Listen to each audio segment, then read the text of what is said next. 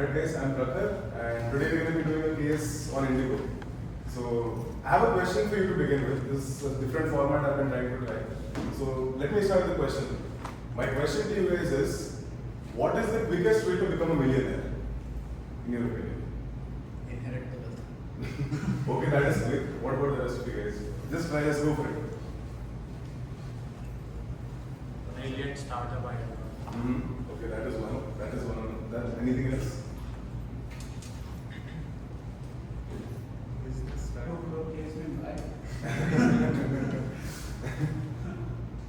Okay, I'll come to my answer.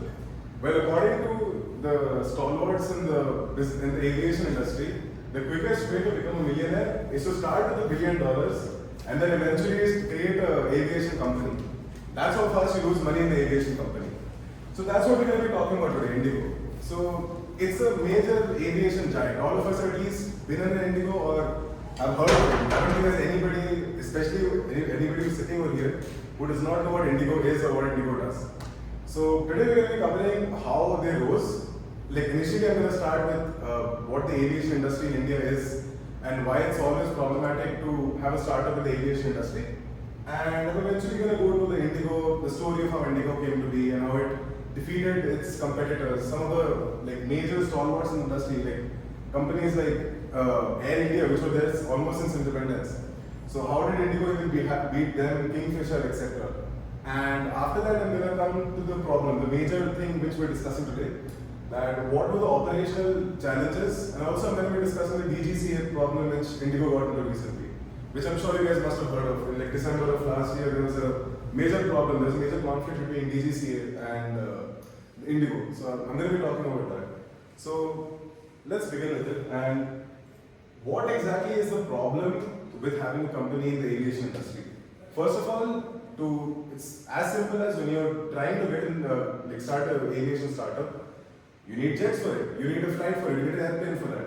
And even buying a single jet costs a lot of money. And buying a single one is not going to get you profit, you need many of them. So that itself is a huge amount of money which you're investing in this. And there's a lot of cash burn in this as well. Like, there's a lot of time between you acquiring a plane, you getting your staff and and then eventually also getting a certificate for it, without which you can't operate. And you lose a lot of money in that period, which is again why I started with the billionaire and the millionaire thing. And you eventually come to the maintenance part. Like, of course, it's a huge machine, and since it has many small parts of it, many of them which are prone to have to challenges and they require maintenance, that also takes a huge amount of money. So essentially high investment costs. Yeah, exactly. To begin with an extremely high maintenance. So it's not possible, at least currently, for an individual to run an aviation company. Absolutely. It should be a group of investors. Exactly. It's not like a software startup which you're creating where you can just start with your laptop as probably the smallest individual unit is you just need a laptop to put your idea and maybe try something out. You need a huge amount of capital to even get into this industry. Threat of new entrants is very low. That is true, but that's actually true. But that's all because how many people can really afford to get an airplane in this industry? So there are other reasons for this as well. There are very small profit margins in this when it comes to this industry. And some of the major reasons for these are, let's be honest here, whenever we have ran into a situation where we want to go to a different city, maybe for visit, maybe for some emergency or even for any other thing, we usually try to get the cheapest option available. We don't really look at the name. We do, maybe that's a parameter we look into eventually. But usually the initial parameter is what's the cost of it. And sometimes I've seen that actually more often than not, we're even ready to sacrifice our sleep if it means we're saving 1,000 or 2,000 on a ticket. We don't mind red-eye flights, we don't mind those early morning 5 a.m. or 6 a.m. flights. If it just means that we're saving some money. So that is a major thing which people do. They prioritize the cost of a ticket more than anything else. And there's a huge amount of there's a lot of variation in this. And many of the flights which people run, many of the flights in particularly let's say some sort of tier 2 or tier 3 city, mostly tier 2 cities. There are many cases in which the flight is not full. And that creates a lot of loss too. So you need to take that into account as well. So that's also another problem when it comes to this. And this is actually a very important part because the fuel of the air, you can't refuel, you can refuel, but it's much more difficult to refuel for an aircraft compared to any other mode of transportation. You can easily refuel your car if you live on a highway, easily on your train, etc. But when it comes to aircraft, it's always a problem, which is why fuel plays an important role in what the cost of your ticket is and how much profit airline company earns. So when it comes to the point where fuel prices rise, like in 2007 to 2008, when there was a global crisis, the oil per barrel, barrel cost of oil increased from $72 to approximately like $120, and that created major losses for almost every airline which operated at that time. So this is a huge problem. Whenever there's a sort of fluctuation in the cost of the fuel, there's always going to be a problem in the airline industry. And of course, geopolitics and health, like pandemics. Just think of the amount of losses like certain airline companies had to get during pandemics. And many of us were even skeptical of going in many of the airlines even for many years. I remember like many people were scared of going to airlines even in 2021 and 22. So that did impact a lot of the flights in the airline industry's profits as well. Wars, of course, and as you can see, there are many reasons, many variations, and many parameters which affect the whole industry as well, right? So, and again, there's a huge problem in startups, especially in India. When you look, currently, there are a couple of startups in the aviation industry. Like there's this company called Shank and also Kerala Air or something like that. There are two companies that are trying to get in, but there's a huge problem with that as well. Firstly, they need to get the permits for it. They need to get, they come into so many problems that it becomes very, it's not feasible to really make an airline company. And that's something which I began with as well. So there are many problems as you can see on this. And coming to the major part of all of it, all of us have been waiting for, Indigo, right?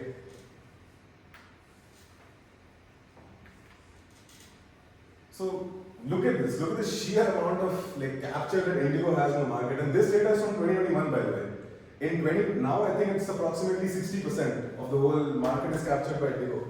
And even if you look at that in 2015, the top right graph, in 2015 when Indigo was not many years into operation, you could see the amount of, they were the only major competitor even earning some sort of profit here.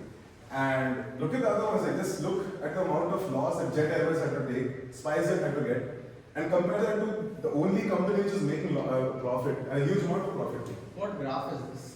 Which What's one? the x-axis, y-axis? What are we Oh, this is the capture, how much percent of the capture of market do you have, out of 100. So, SpiceJet amounts approximately 12%, Air India 10%, Go Air approximately 9%, and Indigo approximately 53%. This was in 2021, and according to the current data, it's almost reached 60%, which is also another reason why, as I'm going to come to it eventually too, but there was a problem with the whole DGCA thing, and the whole aviation industry came to standstill recently. And even if you look at net profit in millions, this is actually a graph which I'd like you guys to look at very carefully. Can you zoom onto it? Yeah, let me try to do this.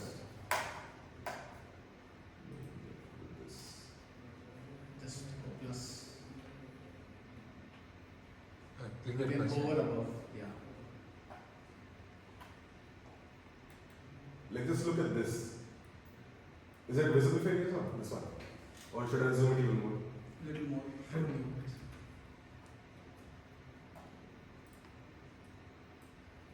So just look at this. Kingfisher, now is it visible? Or Yeah. more is it? Yeah. So as you guys can see, at one point of time, like in 2006 and 7, of course Indigo was initially in that loss which I was talking about. The part where a company needs to acquire its first plane and get its license and the amount of cash they need to burn at that time. So that was initially where Indigo was. You can see that minus 2017 million rupees, where it was it had a massive loss. And at that time, SpiceJet, the rest of them, you can compare them to. They all were running into a loss, but still the losses were very less compared to what Indigo was incurring. And here is where the real changes started to begin, 2008 to 2009. Kingfisher fell fell into debts, they reached the abyss. And look at Indigo, they started to get into profits. They started running into 820 million rupees of profits. And they were the only ones making profits, right? Do we know what changed? There were a couple of things actually, I'm going to come to that eventually, but actually I'll just leave it for later. Let me just expand on that when the time is right. So these are the things. And now, one second.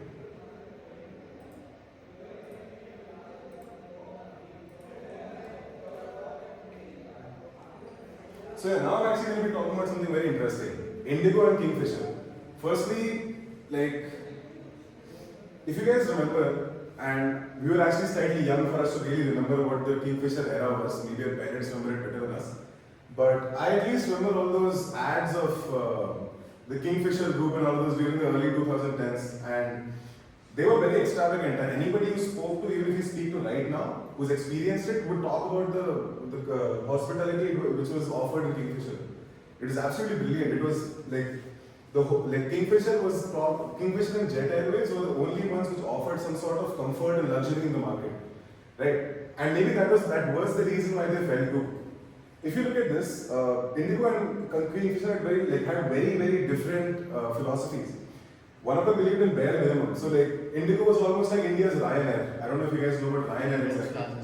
Exactly. So like Europe's largest, what Ryanair does is it's a European giant in the aviation industry. And it does the same thing as what Indigo does. There's not much comfort, there's not much luxury out there. It's like the seats are very cramped and you're not really offered any sort of entertainment, like maybe a TV screen or something like that or anything else. But in the whole thing with Ryanair and Indigo, you are promised a couple of things. Firstly, you're promised the fact that they're gonna come, they're very efficient with their time. You're gonna be reaching at like approximately the same time as they're claiming that you're gonna reach. And the other thing was that the tickets cost is going to be lesser. Whereas for Kingfisher, it's genuinely very high. The ticket price was very high.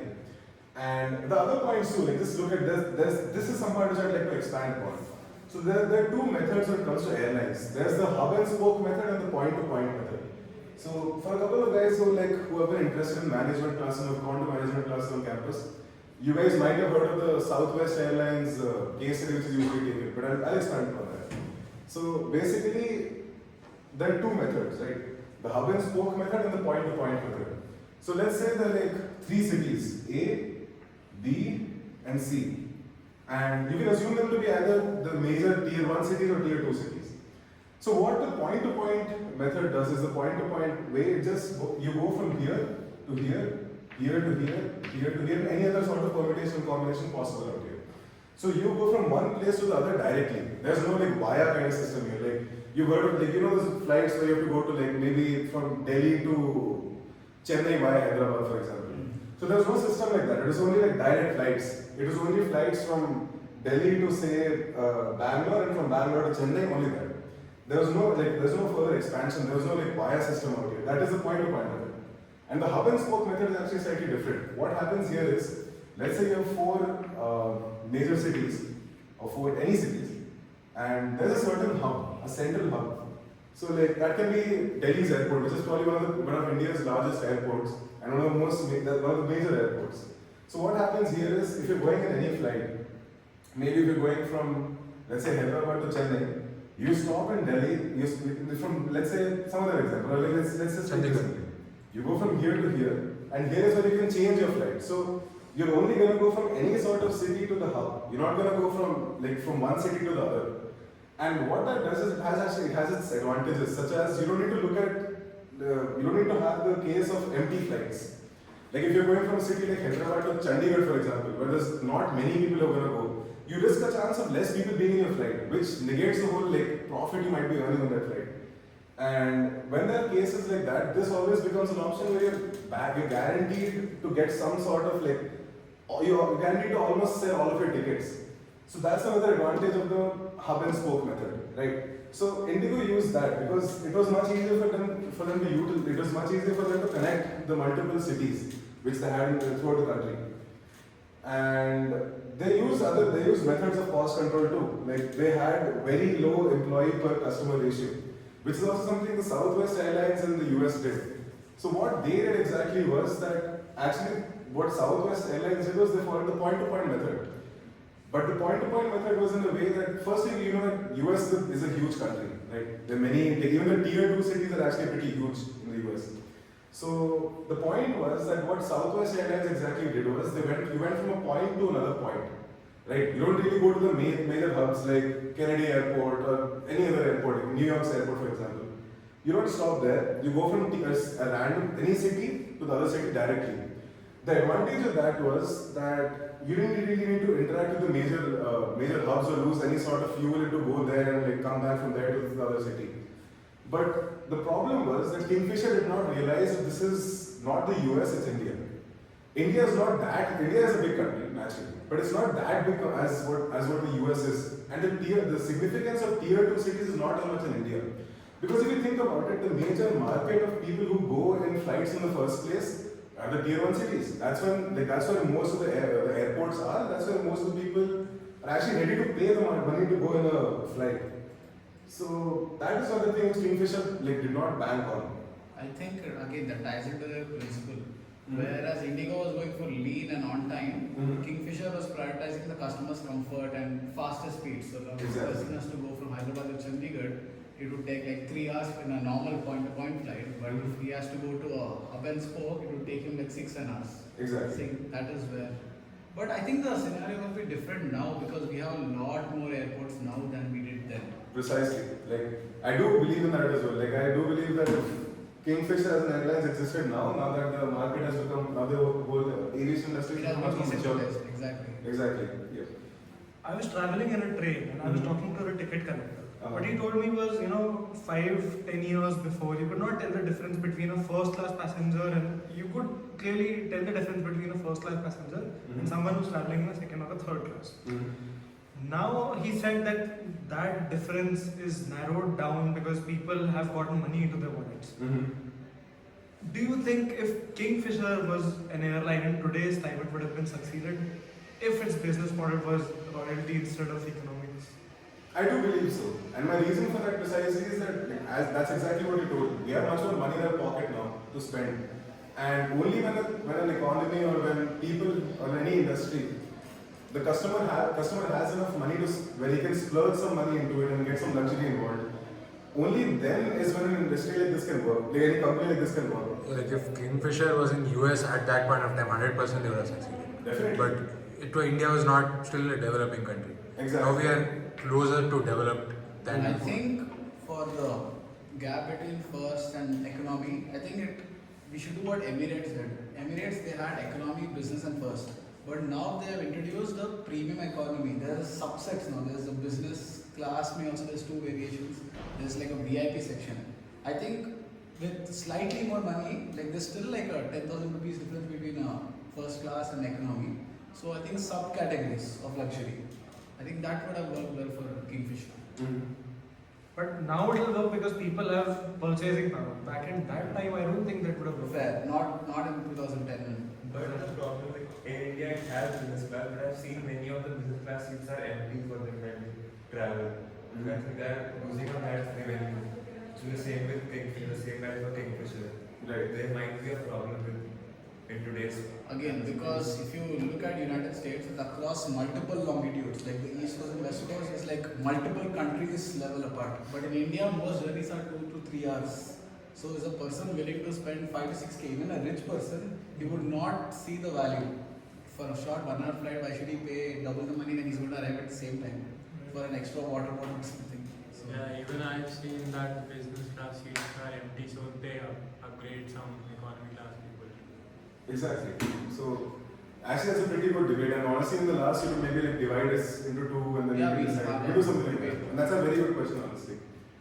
And so yeah, as he said, I actually do agree with him in this that now the purchasing power has increased. That's the word which he used, right? yes. Brilliant word out there, because if now the purchasing power has improved, people can actually afford to buy. I do agree with you that many of the business class seats are empty, but there could have been a different model out there. Even the economy of Kingfisher, if it was slightly better than the economy of which it was, that you said only economy seats, and maybe if they were better, that could have been an option. Where it's somewhere between the cost of a business class seat and a normal seat, because honestly talking about myself, I find many of the seats of Indigo very cramped.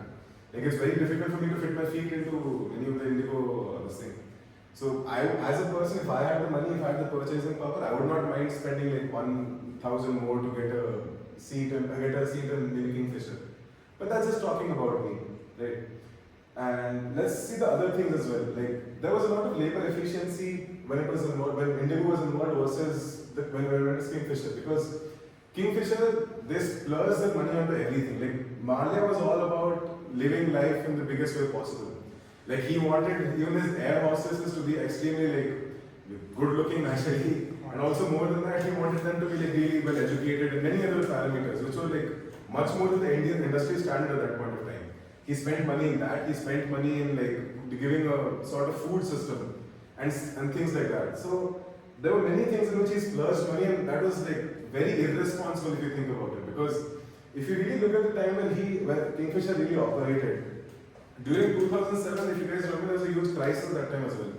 There was recession at that time, and even our country was generally affected by that. So many of course, you could not have really seen that per se. But given how the economy was, there could have been better choices made, right? So these are some of the reasons why, despite Indigo and Kingfisher actually both launching in 2005, one of them failed and another one, you can look at where it is right now. 60% of the market is captured by it, and the other one is just down the drain right now, and the owner is in UK. So would you say Kingfisher would have been better off if they like serve only the ultra luxury class instead of scaling to the common folk?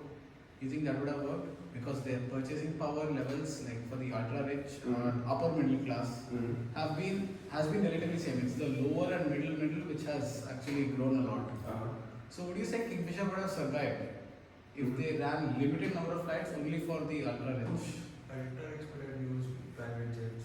No, not that. That's top. maybe upper like middle class and like the richer ones. Yeah, that's what I was saying. Isn't it? I feel it would have only worked if it was between the biggest cities like Mumbai, Bangalore, that. Chennai, like that. Exactly. Like no use including Raipur when you are having this Kingfisher. Like no one, Yeah, there should it's be a- much more likely that the person Isn't from it a there. very small market to be catered to? For an example like Indigo, that's supposed to be for the economical common man, even their seats are empty. And if you're catering to a comparatively a very smaller amount of people, don't you think flights would have been way more emptier and thus fuel wastage and more But when cancellation? your unique selling point is the luxury and you're not able to scale properly, No, then but I agree with him because even if you're rich and you have to go from say Delhi to Mumbai and the flights are lesser in amount, so if you have to go let's say next week and there is no flight because you can't send regular flights if they are for the really rich people, you why can't not? have There can be regular.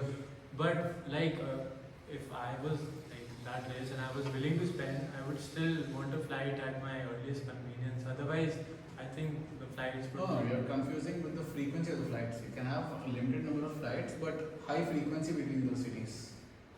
Yeah. Then But like you'll have to wait for the flight more. But higher frequency automatically means more losses, no? Because flights would have been emptier. So, but you would And also then be purchase charging smaller more. flights, no? sorry. Purchase smaller flights. You don't need to waste that area. Exactly. But Plus I mean, more fuel efficient. if you run a car and a bus versus you run 2 cars and a bus, I think a bus is still more economical than 2 cars running there. As in, Depends on it's how not a much weight very and how fast the proportional- bus can go. There's multiple factors if you just look at it. Rather than booking an Uber or sitting in TSRTC. Like I think we need to have a bigger lens. But okay. There are a couple of things I just wanted to comment on the whole thing. Like one thing which I've observed is, and I also read about this recently, that every generation, the way they spend their money is very different.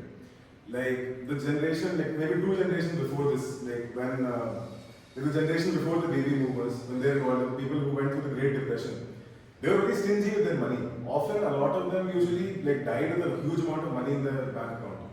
And the one after that also was very stingy, especially in India if you think about it. Like the generation of our grandparents, the one just after the independence, they were very stingy with their money. They still are pretty stingy with their money. And if you look at our parents' generation, and like I would assume that most of us would at least fall in the either upper middle class or the middle class bracket, naturally, right? So if you think about it, I feel like our parents' generation was perhaps the first generation in many of the cases where people went from lower middle class to maybe like the middle class, like somewhere in the middle or even upper middle class. And if you notice that the way we spend money and our parents spend money is actually very different. And in most of the cases here, most of the market has not been captured by Gen Zs yet. That'll take 10 years, 15 years. So currently, a lot of the market, where a lot of the customer base, a lot of the consumers are mainly the generation of like our parents' generation, Gen X, right? And my point is that if Gen X, like what I was saying to you, like your point about the fact that people should, like maybe they could have tried to cater only to the upper middle class. My argument to that is that Gen X does not spend money as much as like liberally as Gen Z does, right? So you always risk. This always happens.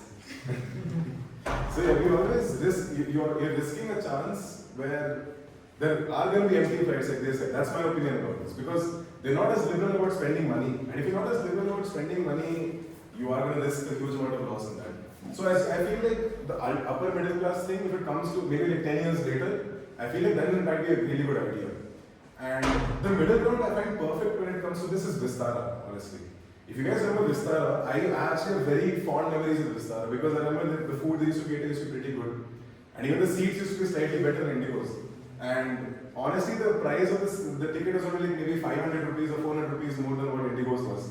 And I feel like that is the golden, like that's the perfect sweet spot where nobody is catering to right now. Like no airlines currently is going to that. So if I were the CEO of Kingfisher and I were to decide to like relaunch it right now, that is actually the place where I try to target, like somewhere in the middle, the sweet spot of it, like where I am going, like anybody who goes on a flight, they are getting like good entertainment as well. Like maybe if not that, at least they get food on the plane, not like Indigo.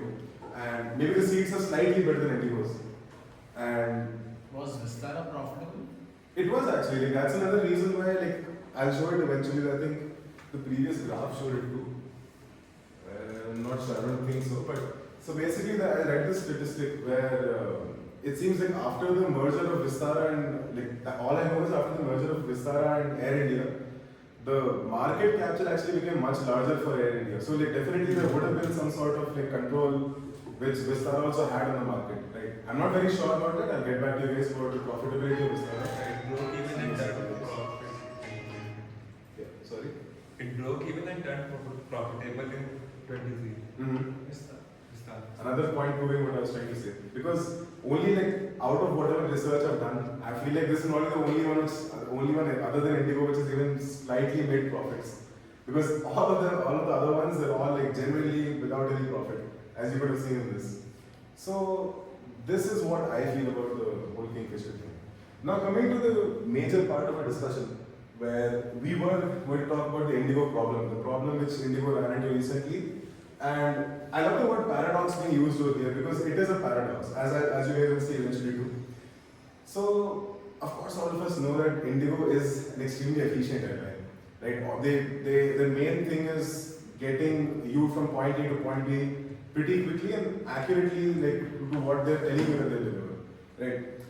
And when it comes to that, when it comes to anything as efficient as Indigo, when things go wrong, you don't exactly know how to deal with them, right?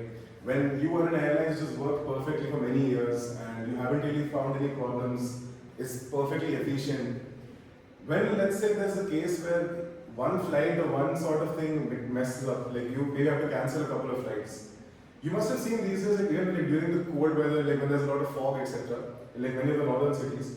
When there's one Indigo thing which is cancelled, there's often like there's a flurry of other like Indigo planes of like other time zones which have to get cancelled because of that. Right. Because they bank a lot on the fact that this has to come by this time, this has to come by this time. Right? So there are three major things here. There's a resilience gap, the thing which I was talking about. That the utilization of the aircraft have no buffer. And if you have no buffer, of course the other ones it's like going to be like a domino effect. One of them tumbles, the rest of them tumble too. Right? And the other thing which is actually quite interesting in this was the way they handled human resource. Human resource is very different in the way you handle it compared to any sort of thing. When it comes to machine, of course, you can like get much more efficiency. If you're promised a lot of efficiency in a machine, you are going to get a lot of efficiency in a machine. But of course, humans don't operate in the same way. And for Indigo to assume that humans and the machines are going to act in the same way where they're both going to be efficient was really stupid, because there are cases where even we get burnt out. Like all of us, especially when we went through the JEE journey, all of us did. We all know what burnout means. We all experience that, right? And there are times where you want to push harder, but you can't.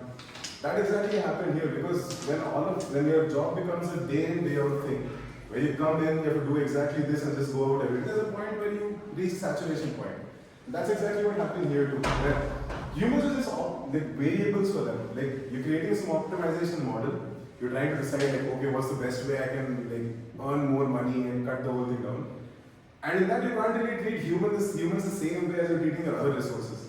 Because we are very widely different compared to the other ones. That's not the mistake which Indigo made.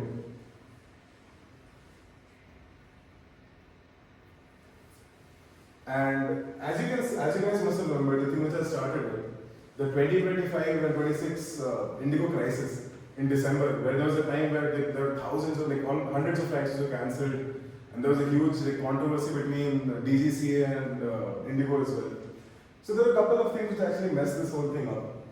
So firstly, as we've been discussing until now, you guys know the fact that Indigo captures most of the market. Like 60% of the market is captured by them. And when there's some sort of issue where one of your major players, your biggest player, that is out of it, where there's some sort of problem in that, the whole industry comes falling down. So because 60% of your major thing is just gone, as like just absolutely vanished. What do you do with the rest of it? And the 40% of it is very varied. They're all different companies combined, right? So there was a huge problem at that time. And there are a couple of things. So firstly, the DGCA had a couple of things which they wanted to like implement, some changes they wanted to implement. So firstly, they wanted to change the fact that I think it was the amount of rest which pilots got between each flight. They wanted to increase it from 36 hours to 48 hours. And I would say it is a pretty humane effort because it is definitely a difficult task to like operate a plane, and it was reducing the way Indigo used to handle human resources. This is another example of that, right? And there was a huge amount of non-compliance. So Indigo was actually given this sort of thing 2 years in advance. They were already told 2 years in advance that you need to comply to these new changes that the DGCA has made. It was not a very like spur of the moment thing where they're just like forcing you to do it right now. Indigo was given its time, and it could have done that. It required it to actually hire more pilots, and it required it to make some other changes as well. Like, I think it was the fact that the night landings, they were increased, like they were earlier 6 per week or something, and they were to be reduced to 2 per week. Again, for the betterment of the pilots and for safety reasons. Again, another thing which Indigo refused to do. Because for them, profitability, they wanted to go down the profitability lane so bad, they wanted a huge amount of profitability that even the hiring of more pilots was difficult for them. And they didn't want to do that because it would, of course, cost a lot of loss for them. And another thing was that the way Indigo operated itself. So a lot of Indigo employees, a lot of pilots of Indigo, but actually poached by Indigo to from Jet Airways, etc. So there was not a lot of like the supply chain of the whole thing where it's like many like pilots are being churned. Does not really exist in a place like India. Like there are not a lot of pilots, like not nearly as many as required, especially by the DGCA guidelines. There are not as many pilots in India currently to like replace and to get into like Indigo, etc. So that's another problem which Indigo faces. They didn't have enough people to replace or many pilots to get into this whole thing. And they were fined, 22.2 crores, and like some of the top brass was genuinely they were like reprimanded, they were given some sort of warnings that if this happens again, we're going to do this, etc. But the fact still remains that because of the monopoly of Indigo, what can you do to them? If you really try to stop them, you have 60% of your whole market has just vanished. What are you going to do about that then? So that's when, like when a state of monopoly exists in a market, that is when you can afford to non-comply. What is the worst that's going to happen? They're going to put a 22 crore fine on you. What is 22 crores for you? Maybe hiring those extra pilots would cost you more than the 22 crore fine which you would incur. So there were a couple of problems, and of course it's not an ideal state that we're operating in. Of course, the ideal state would have been that they did comply and there was no cancellation of flights. But I feel like this is a good part where at least now we know that the monopoly of any market is a very problematic situation. For any sort of competition to even exist in the market is always a good thing for the market. It makes the competitors want to do better, want to give you a product which is different from the other. And more than that, there's never a case of one airline, like one sort of like any company failing and the whole market coming down crashing. So that was another thing which was in this whole issue. And a major thing is that these are some of the takeaways which all of us can take from this whole scenario. And one of the things which I actually liked a lot when I was writing this whole thing down was the fact that you need to aim for some sort of negative outcome to happen as well. You can't only, even if everything has been working really well until now, you can't operate under the premises or under the belief that everything is going to work out the same way. I make a lot of analogies. You guys must have seen that because you've always been in other sessions as well. So I'd like to make a very cool analogy over here that the second I was reading about this, it actually reminded me of Operation Barbarossa when Germany invaded Soviet Union during 1942. So at that time, like, to give a bit of context, they had this military strategy called Blitzkrieg, where basically what they did was they just used to bulldoze into any country. And it worked in France. So like they captured France in a matter of like a couple of weeks. Those like their troops ran in, like they had their whole like barrage of aircrafts. They all entered France. Denmark was taken in 6 hours. Exactly, Denmark was taken in 6 hours. They took Poland very easily. They took all of them very easily. So at that time, the German administration believed that they can take Soviet Union too, right? And they had this plan where they would take Soviet Union in 6 to 8 weeks. Operation Blitzkrieg and Operation Barbarossa, they had this plan that from whatever time, I forgot the exact dates, but they're gonna go in, they're gonna invade in the same way they invaded France, and they're gonna perfectly capture all of Soviet Union, maybe reach Moscow, and before the winter. But of course, the Russian winter happened. So what exactly happened there was that with the onset of the Russian winter, which was genuinely extremely unforgiving, and it was a very, very cold, it was like maybe like minus 30, minus 40 or whatever. It was very unforgiving. And when it came to that, when they didn't account for the fact, or they didn't account for the fact that the soldiers would require like winter clothing, or the fact that they would require like some sort of different tools. So when the German army did not think of that at all, they faced heavy losses and they eventually reached a point where the whole empire was annihilated. Right? So I see the same sort of analogy when I thought of this, because if you operate under the premises that nothing is going to go wrong, everything is going to work out in your favor, there's always a chance that when the state which is not ideal for you comes, everything comes crashing down. Right? This could have been much worse. The whole Indigo thing could have been much worse if they had less monopoly over the market. And maybe they even could have reached a point where they totally crashed down and they burned. But it didn't happen luckily for them. So one of the major takeaways which we all should take from this, from this whole thing, is the fact that plan according to many situations. I'm not telling you guys to overthink. That's the worst thing you can possibly do. But my point is that think of this example whenever you're thinking that everything is going to go right. Be optimistic, but do always consider, have a plan B. Consider the fact that if things don't go as well as you planned them to go, there is going to be some sort of problem. Because if Indigo had some sort of resilience in them, if they had some sort of buffer between two flights or something like that, it could have avoided huge operational failures, right? So that is actually a major takeaway which I personally saw in this whole thing. And another thing is that this is something which I spoke about in the previous session too. I don't know, some of you guys came for the last one, the Byju's case which I took. And the fact that emotional connections actually make a huge difference in this sort of thing too. Because I'm giving you a personal example, as I spoke about 10 minutes ago about the whole Vistara thing. And Vistara actually, whenever I think about it, I get very fond memories, right? The fact that I could go in a really good flight, it was nice, the color scheme was pretty cool, right? And they served really good things on the flight, other than just not giving anything at all or giving bad things in that. So in any sort of market, if you do want to capture it, you do need to look at the emotional aspect of it as well. And even in airlines like this, and that is exactly what Kingfisher actually tried to get into.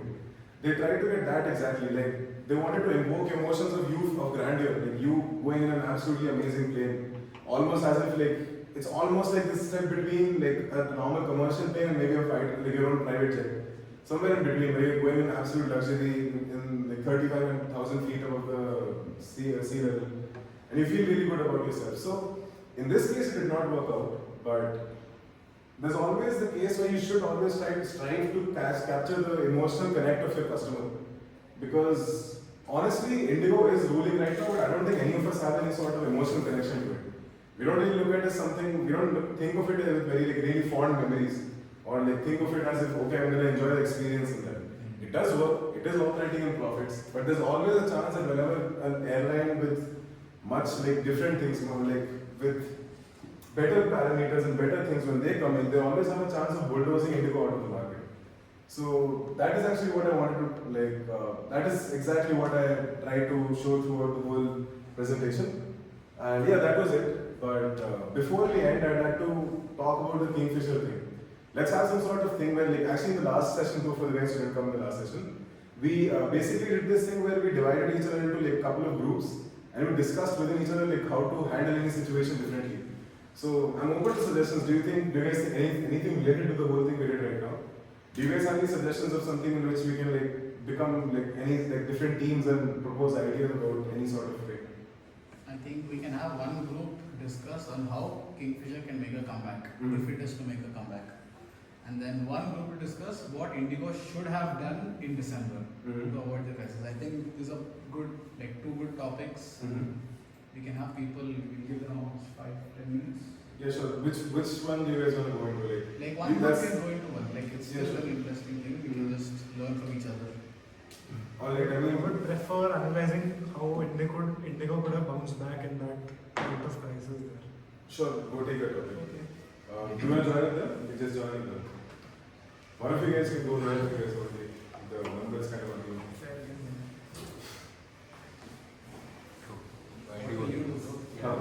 I'll wait for you guys to so yeah, like, I just put a 5-minute timer. You guys just discuss and then we can discuss about whatever you guys have planned for the whole day.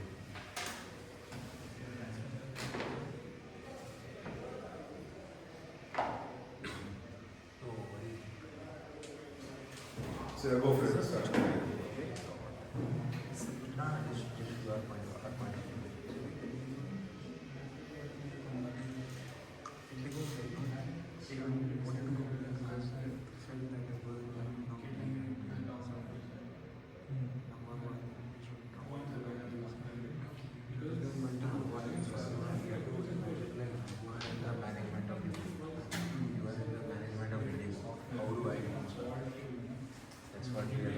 You're not allowed.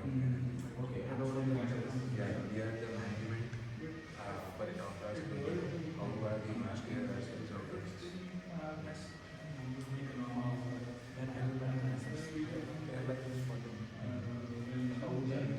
Customers getting the money. I should have taken a stand for them because it should have been good leaders should not leave them in crisis. There should be proper compliance to orders. We should have compliance to what the government was telling. But I agree with the first one. But you can compare with the government is Because there was sufficient warning given to Indigo. And that too in advance. And it had to increase that time from 48 to 36 to 48.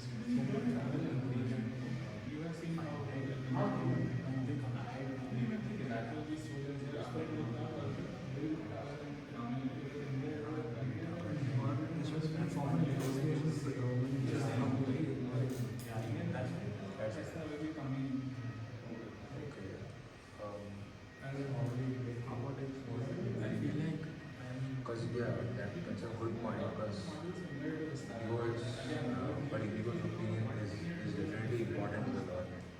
Indigo is such a huge role in the market. Definitely Indigo, as a person in Indigo, I should be aware that my voice is going to be respected by the government. So we should have presented our voice to the government as well.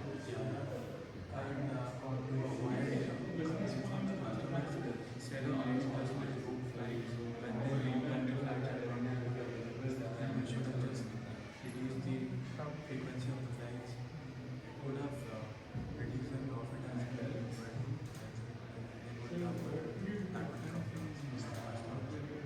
At least for some duration, then they can come back on their feet.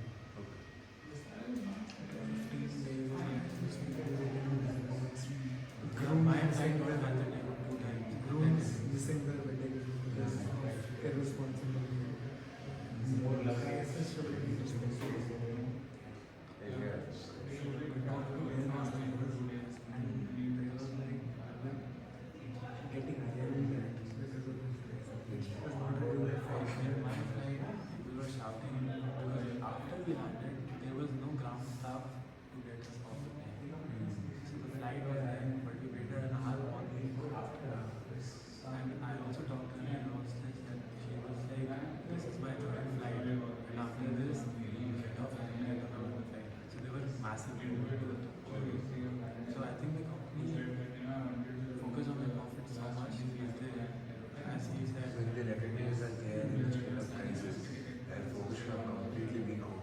everybody reacted positively. More of clarity is what people's needs. Their staff and their customer. Wait, exactly. If I remember correctly, the pilots also protested and like they just stopped working. Yeah. So, like, as a person in management, I should have made myself more aware of what is going on in the ground level. But I feel like they would have been aware. Yeah. They should I have should have taken action. They should have been amazing. Exactly. And they treated them as variables in an optimization problem. That's not how they should approach it. The DGs we have to go down. Indigo did not follow compliance. Yeah, because It's a rule. It's not anything else. they just thought that not complying with them would be the best solution. But you never know what is going to come in your way when you don't comply. Alright, guys, 15 seconds left. So when they didn't comply, how did they get out of that? What's going on now? Not something else. And we're done. Do you guys need more time or is it alright? Sense. Fine. Okay, so who wants to start? Do you guys come with anything until now?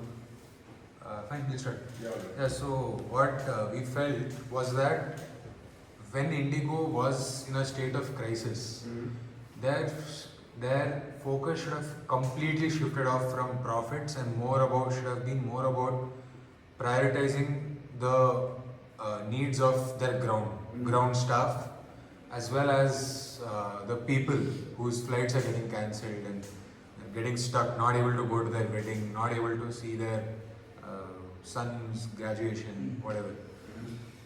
That should have been prioritized more over their profits. First of all, that is the philosophical approach. But another thing that they technically should have done was they should have, instead of completely ignoring the government and not complying with them, they should have, I feel, started negotiations with the government. They don't agree with what the government is doing, telling them to do 48 hours, whatever. Maybe they should have negotiated with the government. Because as a person if I'm a person in the management of Indigo, I know that my voice is going to be respected by the government. I am a top player of the market. Right. So government is going to respect my voice. Listen to what I propose. That kind of a talk should have been there, like a negotiation. So that, because the main point is, if you don't comply with the government, don't know what's going to come your way. Right. So that comes into the preparing for a crisis thing. I would like to add something. Not just the customers, they should have also taken care of their staff. Because we have, like, when we went to flights and we talked to air hostesses, we found out they were very heavily overworked. Like, they were not getting breaks, they had back-to-back flights all night, and they were getting yelled at by customers. They didn't have enough staff.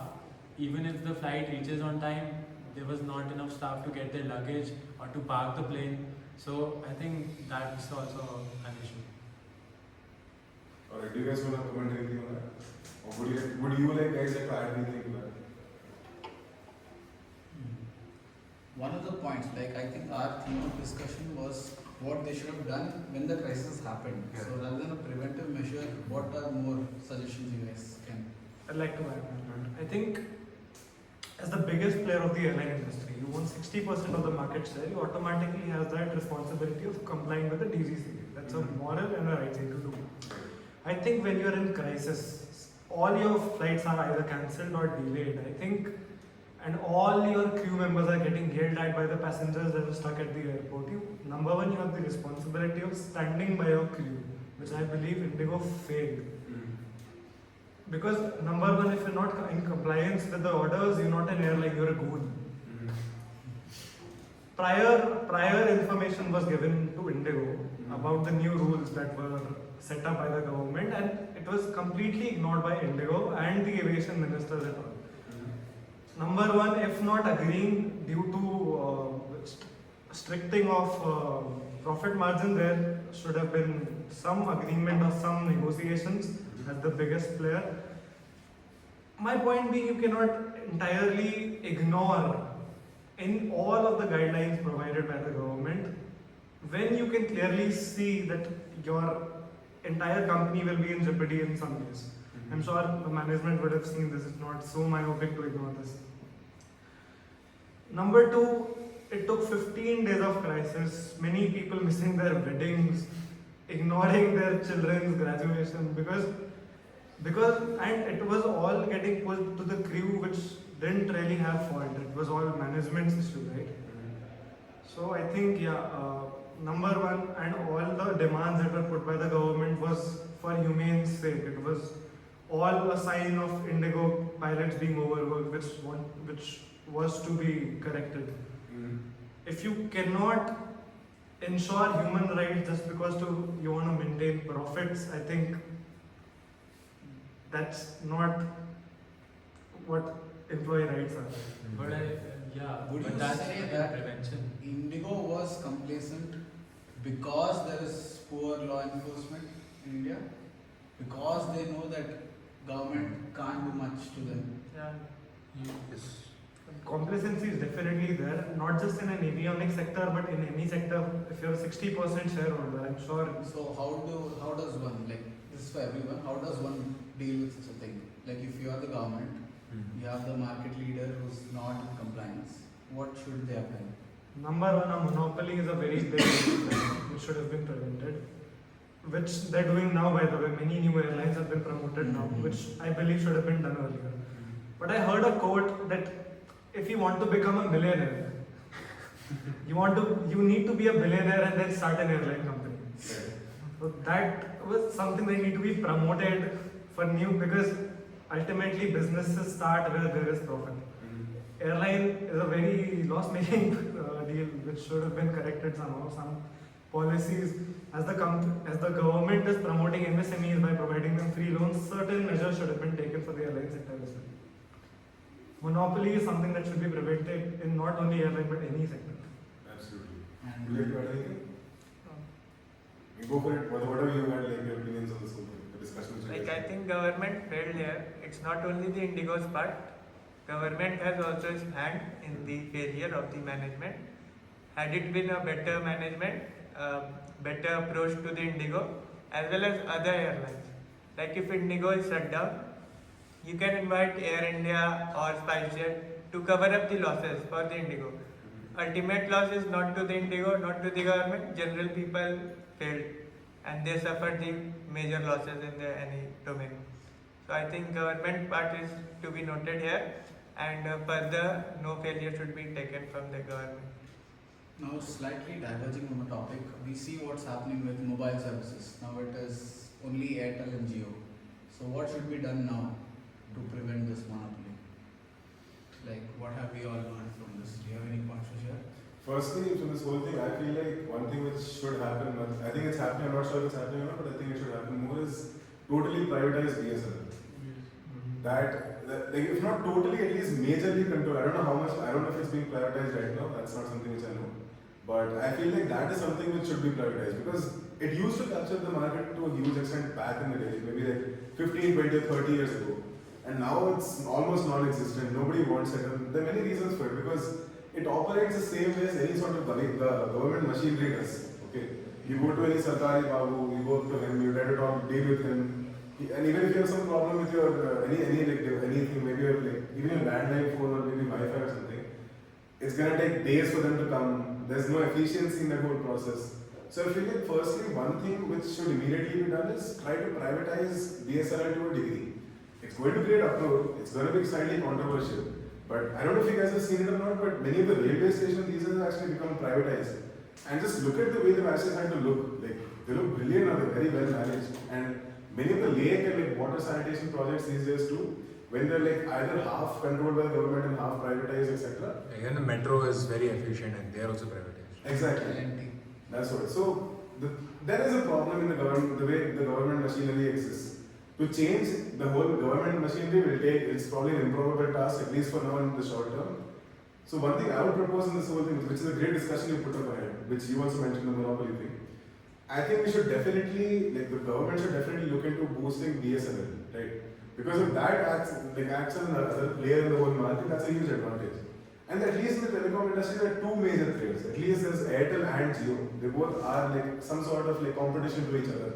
But at this point, it's more like each one is increasing their price by 200, so they mass it by 201, and then one says unlimited 5G, one says free Hotstar. They're not that different if you see. There's barely any unique selling point between the both of them. Right.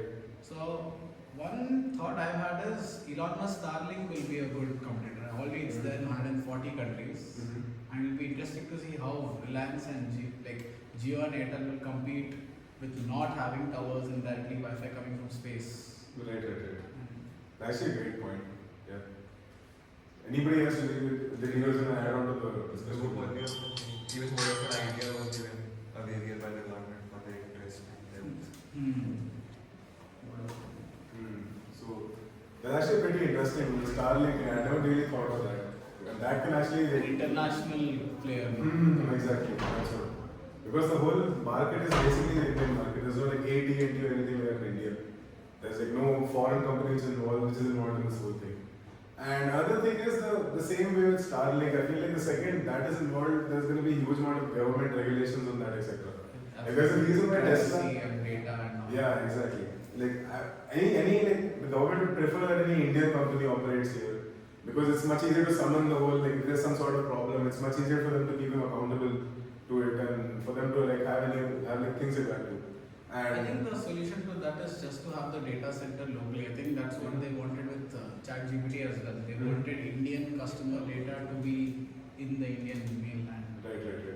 I feel like they can launch a company in India who can they can like lease Starlink's equipment and do the same thing in India. Okay, so but basically partner with Starlink. you can say that for India, so that their data is more And what if confidential. Jio does that? They are very likely to do that. that is true. They have so much capital that they don't mind burning through it. Yeah, That's like exactly how how they introduced Airtel Jio. made their move with Perplexity and boosted each other's revenue, and then Jio goes ahead and collabs with Gemini. That's a whole different level. That's what Amari does. No, first Jio, then Kappa, That's what. any other man. He has enough money to burn through it. Exactly. That's exactly how he boosted Jio in the first place. Exactly. Like, you guys remember the time when like Jio was free for like what 1 year or 6 months or whatever? Free SIM. Yeah. Free SIM, exactly. And in a way, it was nice that the whole price of like 4G etc. reduced, and like it's much lesser compared to other countries. But yeah, good thing is there's not like only like a singular monopoly of only Jio. But that is what I would believe that I think BSNL should be boosted and maybe made privatized to a degree at least. And that's what I think about this whole thing. Now, do you guys want to talk about your discussion you guys had? I feel like that if the Starlink thing works out and there's internet directly from the space, then these companies which are which have towers for internet, they will go into loss and it will just completely shift to the space thing, because then you will have network coverage over areas where there are no towers also. Exactly. Right now they're expanding their coverage from the towers, like they're introducing towers to new areas. Exactly. But when the space internet comes, there will be no need for that, and I think there will be just They have to internet make a everywhere. lot of changes there. Yeah. Because even Amazon is entering the space. I think one of Amazon's projects is to launch 75,000 satellites and to provide data and all that. So it will be interesting. That will change the whole way the market industry Exactly. operates. Yeah. I It's feel like almost when like- that's about to happen, Airtel and Jio will both take steps. Like one of them might. They might start launching all that. Yeah. Pretty cool thing to start with. Discussion. So, you guys want to discuss about the Kingfisher thing which you guys were discussing about, or not really? Regarding what you just thought, we were thinking of like Copy with that. we can build our target customer will be business guys who are given flight tickets by their companies, so we can partner with the companies and we can build airlines for them, which will be higher prices, but will have the same comfort as not as good as what you used to be. It used to be the Kingfisher, but close to it. Right. the costs are less and again the experience is good. Do you guys want to add anything? Does anybody else? Do you want to add anything about this? No, I have it down. I mean, you know that Air India crash happened in Ahmedabad. Do you think that made government to bring new guidelines regarding this? The Like, guidelines there were are actually easier- passed much exactly. 18 months before. Right. They were like approximately 2 years ago, like what the things which they made. And like the reason actually is very similar. Like I don't know exactly how the Air India crash exactly happened, but the main point of the new guidelines also was to like get more safety involved in this whole thing. So that is one thing which. I think regarding the Kingfisher thing, I think instead of providing royalty and luxury, what they can simply do is better the, like as I said, you have a hard time sitting in the compact seats in the Indigo, right? What they can simply do is make the seats better, make the spacing better. Sure, add televisions but just maybe give food, like decent food. Like sometimes when I go home from college, I prefer Air India because there's food in it, and the food is decent, I would say. So I think they can just add food, make the seats more comfortable, add more spacing, and just things like that, small things like that, and they can improve a lot. That would decrease their profit margin, but I think that people would prefer their airline more compared to Indigo. If the price is like 500, maybe 1000 more, you know, then I would prefer that airline more. Yeah, they should associate themselves with something very personal. Like, let's say Kingfisher has very good leg room, the food is very good, that sort of thing.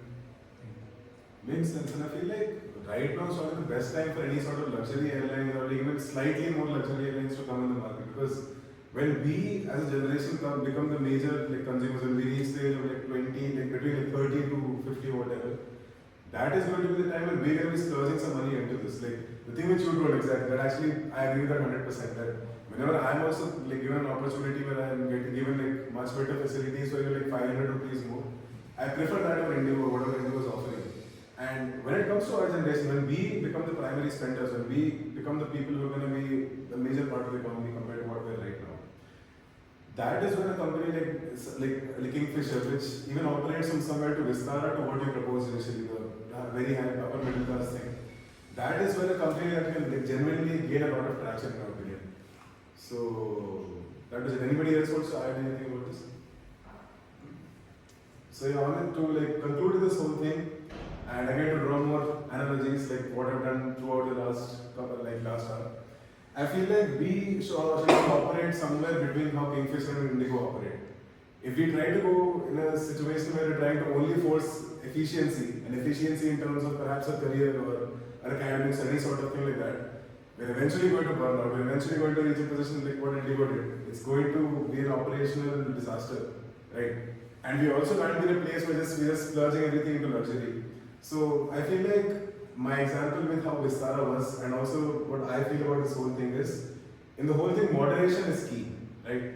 If we all perhaps try to be in the range of moderation or any sort of thing, where we are between Kingfisher and Indigo, we can both capture the aviation market and also can try to perhaps reach the best that we can, in my opinion. So that was it, guys. Thanks a lot for coming, and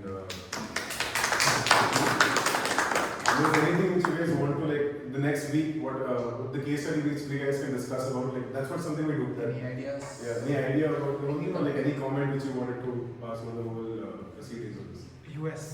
US currently Trump. imposing democracy but failing on some.